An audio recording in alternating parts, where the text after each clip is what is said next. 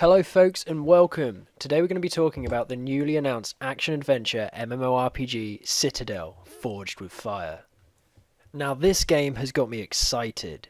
There's magic, there's dragons, there's a huge ass world to explore, you can throw castles and you can do it all with your friends. The game has been developed by Blue Isle Studios, who worked on Slender, The Arrival and Valley, two games with great reviews and beautiful graphics. The other developer working on Citadel Forged with Fire is Virtual Basement LLC. They worked on Ark, Survival Evolved and its expansions. These are two developers who have proven they can make damn good games, and I'm excited to try out their latest project. Now, without further ado, let's watch their launch trailer and get hyped.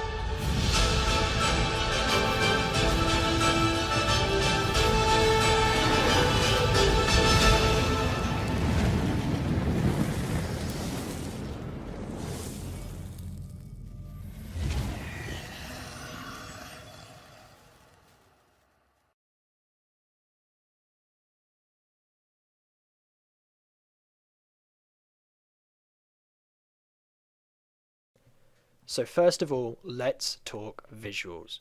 This game is impressive. It reminds me of Skyrim with a pinch of Harry Potter crossed over with Ark into one super hybrid. But if you've ever played Blue Isle Studios' game Valley, you can see huge similarities there as well. I love the lighting effects. At the beginning of the trailer we see some poor fella being burnt alive, I think. He then turns into some magic warlock dude. I'm not exactly sure how that works, so please don't try that at home. The special effects give me butterflies. The spell VFX are amazing, and I cannot express how excited I am to throw a castle at someone. Textures are impressive. They seem very Elder Scrolls inspired, which is by no means a bad thing. However, some of the animations are stiff and need a little bit of work, but as an early access title I really hope that they'll be improving them over time.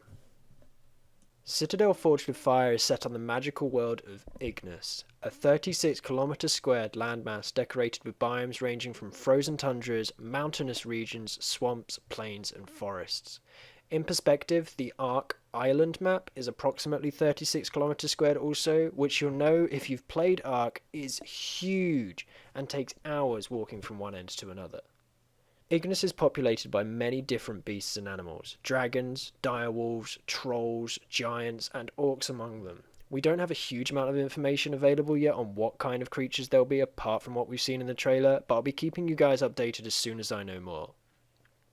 The world has a deep history behind it, and there are ancient ruins to explore and artifacts to uncover as you unravel the mystery and the story behind the magical world of Ignus.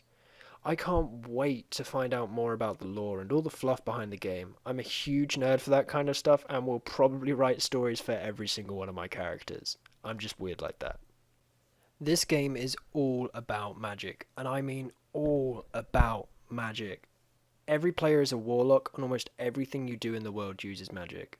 There are different spells for different tasks, from collecting resources around the world to finding and taming the legendary creatures that populate Ignus. When you've tamed a creature, some of them will become rideable mounts.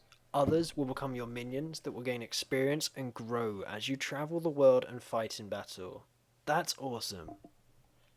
Now, from my quick talk with one of the developers, my understanding is that there will be a point system, with that as you gain experience in magic, you can enhance your abilities by putting points into particular trees.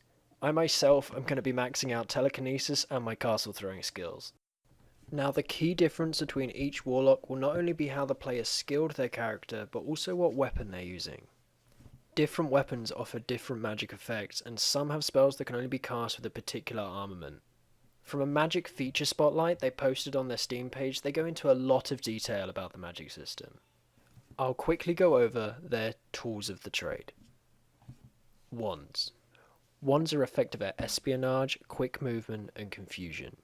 Wands are able to cast many precision ranged attacks and often come with a cooldown reduction bonus, making it perfect for those who like rapid fire combat. I can see this as a sneaky rogue type of mage, maybe using illusion and shadow magic to confuse and misdirect enemies. Staves. Staves excel at ranged attacks and area of effect magic. Staff users are better suited in a support role than on the front line. Many staves will offer a boost to a player's maximum mana. This is super cool. With the game having so many ways to fly over the battlefield, I think a support mage casting huge debuffs and area of effect spells is going to be a super crucial asset to any party. Now on to my personal favourite, Gauntlets. Gauntlets excel at beam type spells. They deliver high damage over time at the cost of significant mana drain. I really love their aesthetic, and the beam spells give me serious nerd vibes. Melee weapons. Melee weapons like axes and swords excel at dealing huge amounts of damage, but at the cost of short range. They rely far less on magic, and therefore use less mana. From what we've seen so far is that there is a huge selection of different melee weapons, and all of them are unique. I'm really excited to see how melee magic works, as we didn't get to see much of it in the trailer. Now onto the make or break of so many games. Multiplayer and servers. We don't have a huge amount of information on this right now, unfortunately. You can jump in a public server populated by other warlocks, or you can make a private server and just play with your friends. You can also make alliances with friends and form houses. They seem to have a built-in hierarchy system that you can use, the ability to design your own house flag, and you can make huge castles and buildings for your house to dwell in. We haven't seen any of the building system yet, but there is an easy-to-use building editor you can use to forge your creations. Last thing to talk about is loot. The loot seems to be generated with unique properties across all weapons. Think Borderlands style. So each piece is different from the rest. I really like this, and it's very rare you'll ever find the same thing twice. Okay, so that's pretty much it, folks. It's a pretty brief rundown of such a huge game, but I hope I've covered enough points to get you excited. If you want to get more involved with the community, there is an active Reddit and a Discord community that I will link below. The open beta for the game also starts very soon, so sign up on the Citadel website and keep an eye out on their social media for key giveaways. I'll link those below too. This is my first video, and if you've enjoyed listening to my voice for 10 minutes, then please hit that like button. If you want to see more, please subscribe. Please also bear in mind that a lot of this video is my opinion, and if you disagree with anything I've said, I'd love to have a discussion in the comments below. With all that said, my name is Zagwitz, thank you for stopping by, and I'll see you next time.